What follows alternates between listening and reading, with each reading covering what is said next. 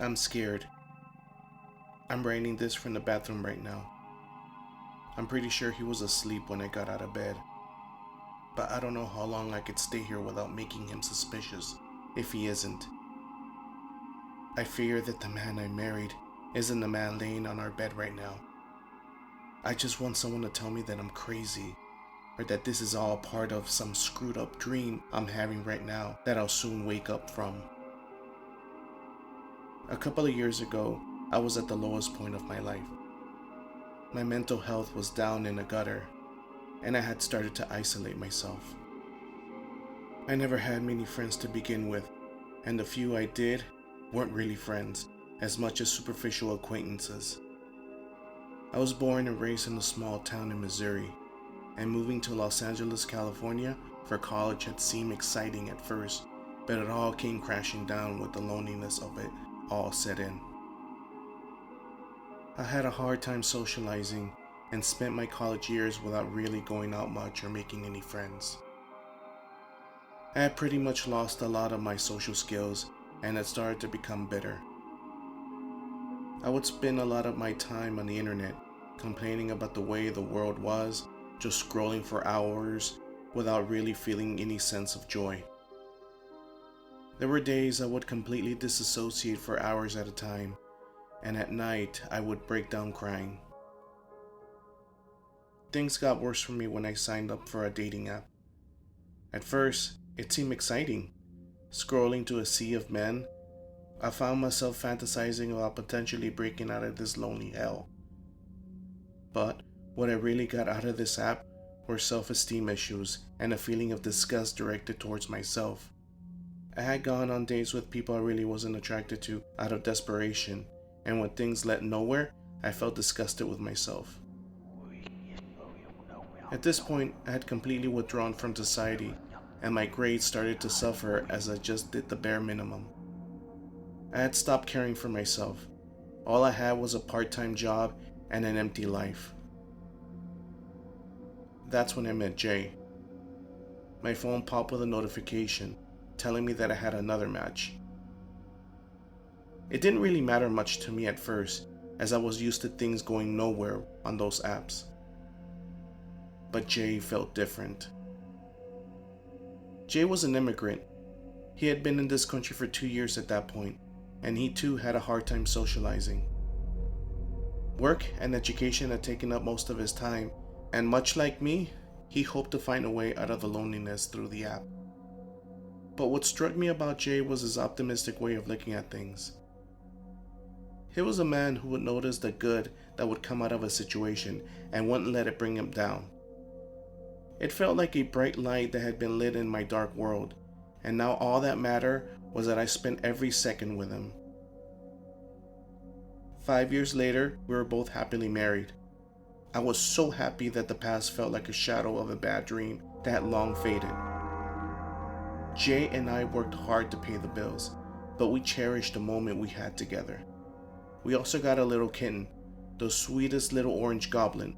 We called him Maximus. 2 weeks ago, after my work shift ended at the grocery store, I found Jay in the kitchen.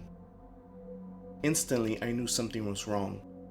His eyes looked distant, as if he had learned of something troubling, and he looked at me, hesitant.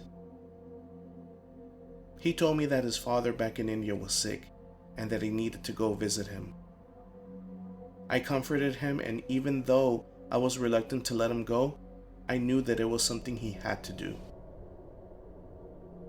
I wanted to go with him, but he refused. We couldn't afford it, and he told me that he wouldn't be there for long. But I assured him that he should take as much time as he needs, and I'll be here when he comes back. He left the same night, leaving Maximus and I in this empty home.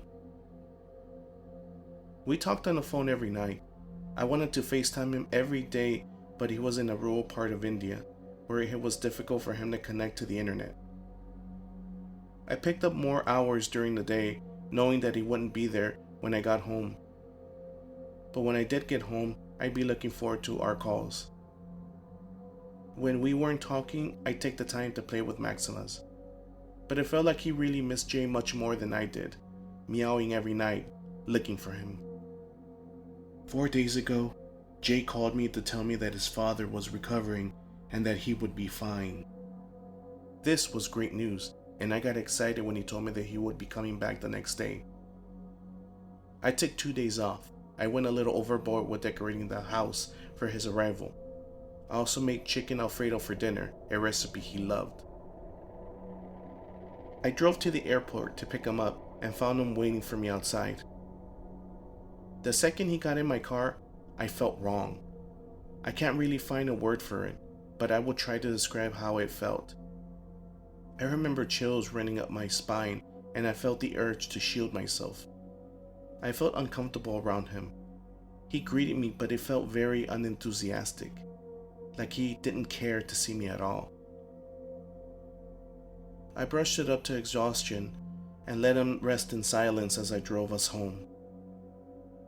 He never tried to make conversations or sleep or really do anything the entire ride home. He just sort of stared out at his feet the entire ride. When we got home, I remember Maximus and I were excited to see his reaction to Jay coming home. But when we got in the apartment, Maximus was nowhere to be seen. I called out his name and went into our bedroom while Jay lurked in the kitchen. I found the cat hiding under the bed and tried to get him to come out, but he just wouldn't. I heard footsteps behind me and stood up to find Jay there. I laughed and tried to get Maximus to come out again, but this time he hissed at Jay and I before running out of the bedroom, scared. I tried to ignore this, but I couldn't. I asked Jay if he needed a shower, but he refused. We went straight to dinner and he was eerily silent again, just staring at the food. I asked him if everything was okay, and he just mumbled, yeah, and began to eat. At bedtime, I climbed up to his chest and he seemed confused for a second before easing up. I figured he was tired, trying not to think about Maximus and how scared he seemed and pushing my own feelings down. I was just happy that he was here no matter what. I closed my eyes trying to listen to the sound of his heart when I heard nothing. I adjusted my head a little, trying to listen for it, but again, I heard nothing. I looked up at Jay and he was sleeping, so I decided to try to get some sleep as well.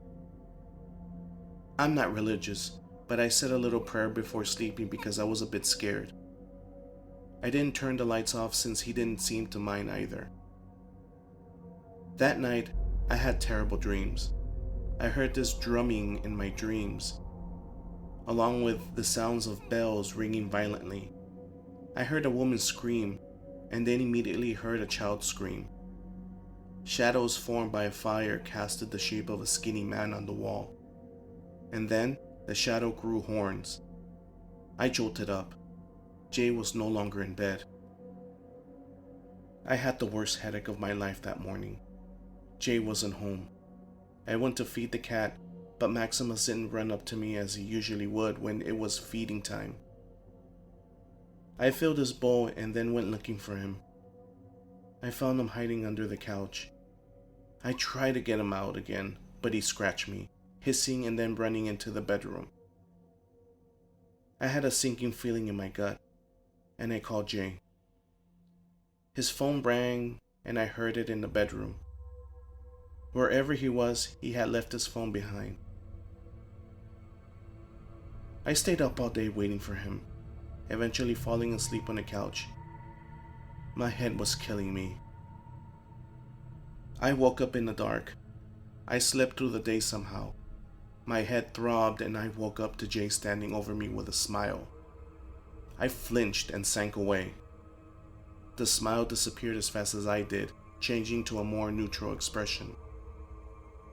It wasn't like him to smile that way.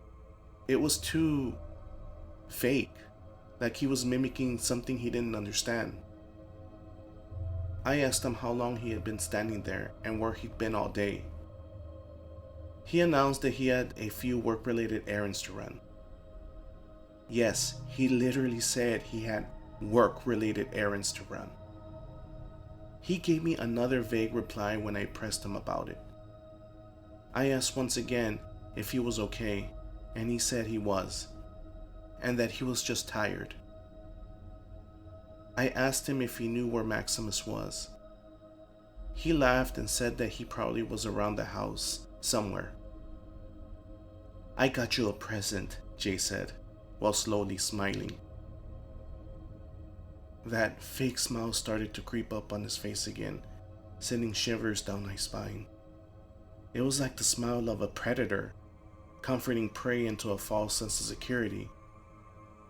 "But you'll have to wait until tomorrow," he whispered. And with that, he got closer to me, his eyes lustful. I backed away, feeling uncomfortable. I told him my head hurts and that I much rather prefer to take a few painkillers and sleep it off. He smiled again, but there was rage behind those eyes. I don't know how, but I could see boiling anger, like he was toying with the idea of snapping my neck. The smile widened and he went into the bedroom, lying on the bed. I went in and he seemed fast asleep. He was snoring loudly, while still in his boots. I didn't dare wake him at this point. I went into the bathroom to take my painkillers, and that's when I started writing this. I really don't know what's going on. Am I being too paranoid? My head hurts so much right now that I'm crying. I'm really scared, and I don't know what to do.